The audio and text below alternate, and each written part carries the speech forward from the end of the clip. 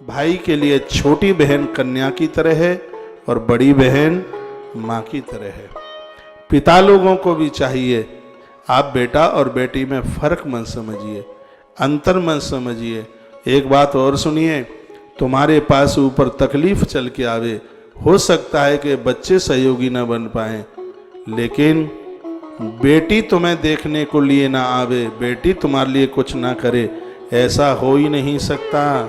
मैं इस पवित्र व्यासपीठ से कह रहा हूं, 100 गायों का लालन पालन करना और एक बेटी को आप उसको सहूलियती देना, उसके कष्टों का निवारण करना एक बराबर है, ऐसा वराह पुराण के अंतर्गत लिखा। पूर्व में यह बात मैंने बोली होगी। धन्य है धरती पर वह लोग जिनको कन्याएं चल करके आई हैं, जिनको बेटी चल करके आई हैं। इन बेटियों को गर्भ में मत मारो, नहीं बहुत प्रकृति की हालत खराब हो जाएगी, स्थिति खराब हो जाएगी।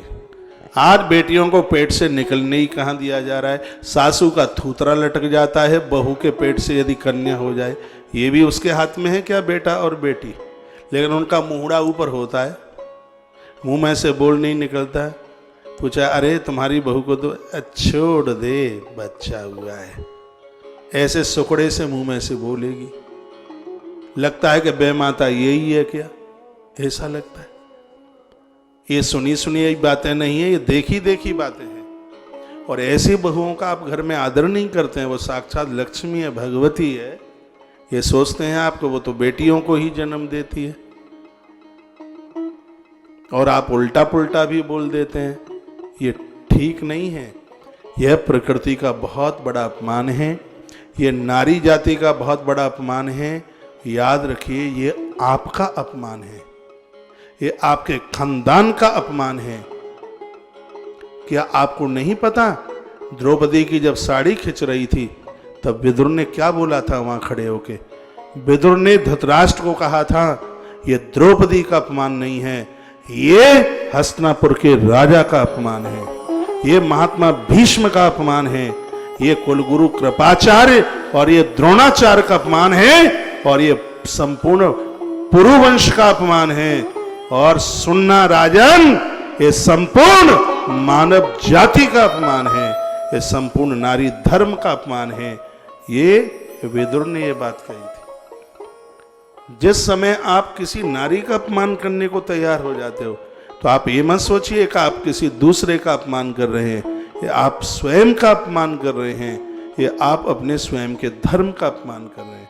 क्या बहनें मुझे नहीं बताती हैं? तभी तो मुझे पता लगा है कि महाराज जी 3 बेटियों ने जन्म ले लिया है, अब इसमें हमारी क्या गलती है। हमें गालियां मिलती हैं कि तू तो ऐसे हमारे घर में आई है, तूने तो बेटियों की बेल बो दी है, ऐसे ऐसे तो आप शब्द बोलते हैं, वो कथा सुनते हैं पुराणों की। ये ठीक नहीं है, ये बढ़िया नहीं है। ये सब अपना अपना भाग्य लेकर के आते हैं, सब भाग्य लेकर के आते हैं। बेटियों के जन्म पर मुंह मत लटकाइए, वो ही अपना भाग्य लेकर के आए। खुश होइए, प्रमोदित होइए, हमारे घर लक्ष्मी आई है, हमारे घर दुर्गा आई है। बेटा और बेटी में कई को फर्क समझ रहे हैं। कितना सुंदर लिखा है, त्रिसप्त कुल मधुभूत है कन्यादो ब्रह्मलोक भाग। जिस घर में कन्या का जन्म होता है, कन्या का कन्यादान होता है, भैया उस परिवार की तो 21 पीढ़ियां भगवत धाम के लिए चली जाती हैं।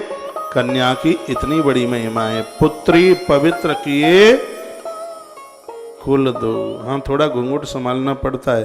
पुत्री पवित्र किए कुल दोहू।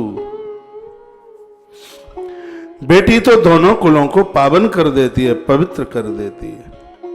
इसलिए गांव में गरीब की बेटी का भी विवाह हो तो अपने बटुआ में से कुछ न कुछ निकाल करके भेज दो उसके लिए, बहुत बड़े पुण्य की बात है। और इस कथा के वक्ता स्वयं अग्निदेव हैं, और ऐसे अग्निदेव हैं ताप प्रताप संताप सब खत्म कर दें, सब जला के राख कर देते हैं।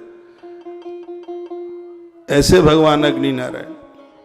एक बात मैं और आपको निवेदन करूंगा, जिस घर में बेटियों को कोसा जाता है, जिस घर में बहुओं को कोसा जाता है, सत्य मानिए ईश्वर की आंख में से आंसू टपकते हैं। ये ओस पड़ती है, ओस क्या है?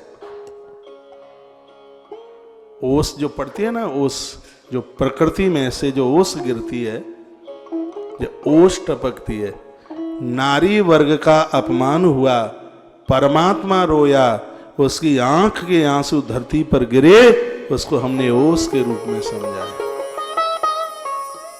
नारी का अपमान मत करना कभी भूल के भी। जिन्होंने नारी का अपमान किया है वो सुरक्षित नहीं रहे। प्राचीन इतिहास बोलते हैं इस बात के लिए, चाहे वो लंका का रावण रहा हो और चाहे वो हस्तिनापुर का दुर्योधन रहा हो और चाहे वो मथुरा का कंस रहा हो, बहुत प्रमाण दिए गए हैं इस बात के लिए। इसलिए सजग्र सावधान रहिए।